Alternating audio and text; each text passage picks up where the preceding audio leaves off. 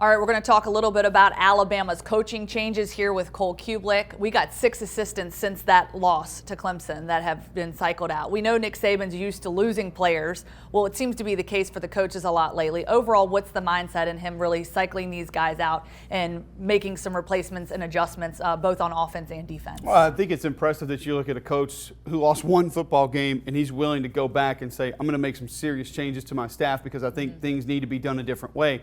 I maybe tried to bring in some guys who were elite level recruiters whose strengths maybe weren't with technique, fundamentals, and game planning, X's and O's, and now maybe wants to shift back to that a little bit. So I think that's why you've seen Nick Saban bring back more guys with more experience because he probably knows he's got the talent. Now he needs somebody that once they get into games where somebody can match their talent or be close to them from a talent perspective, can do a little bit more from a game planning perspective. Okay, when you look at some of those changes, we'll go more specifically on the defensive side of the football. Charles Kelly, a guy that's reportedly coming in from Tennessee, just your thoughts overall on some of the adjustments he might be making on the defensive side of the football that maybe wasn't its strength this year. Yeah, I think you look at a guy like Tosh Lapoy, who Nick Saban probably took a stretch on, took a little bit of a flyer on. He was an elite recruiter. He wanted to keep him around. He had put his time in, but did Nick Saban really believe he was ready to be the defensive coordinator? Probably not. That's why Pete Golding was brought in, and now I think you see Pete Golding probably next in line, but wants to surround him with some guys who understand how to compromise and develop a game plan. Somebody who understands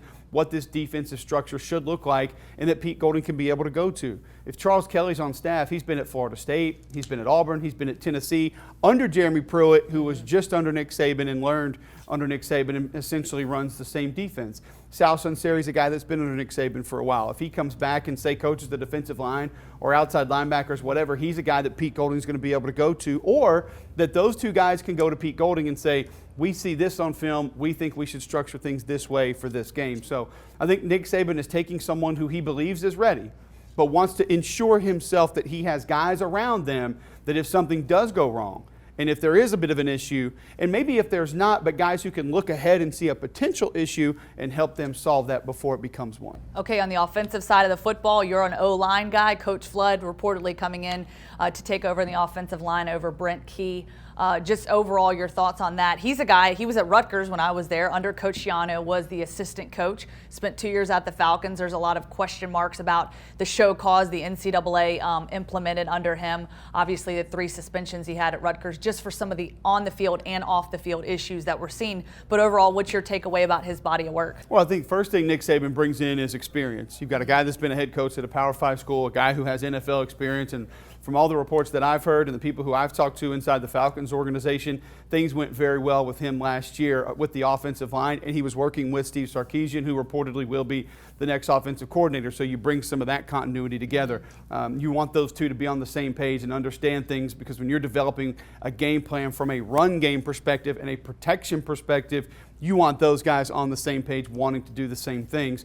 And then I think in offensive line circles, everyone who I talk to from technique and fundamental standpoint say that he's great, and he's very highly respected in offensive line circles. So he's not going to be the same as Brent Key, who was a little bit more young, who was maybe a little bit more energetic, who just did things a little bit of a different way and was a different style recruiter. I think now you bring in somebody who's a little bit more old school in his thought process and maybe going to be a little bit more gritty handling the offensive line, and I think that's something that Nick Saban wants. Yep, huge amount of respect for him. I enjoyed working with him the few years that I was there at Rutgers and being around him. But of course, looking forward to seeing how this all shakes out. I know that we're only in January, and it seems like it's the evolution of the coaching staff that is Nick Saban's football team, as well as the players. Thanks so much, Cole. We appreciate the insight. And of course, for all your Alabama Crimson Tide updates, you can visit us on AL.com.